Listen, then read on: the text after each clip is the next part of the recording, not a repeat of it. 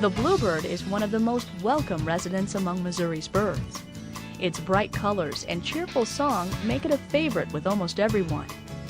In addition, it is a highly beneficial bird. About 2/3 of its diet is insects, many of which are damaging to crops. Bluebirds are a rural bird, seen in open grasslands with scattered trees or fences.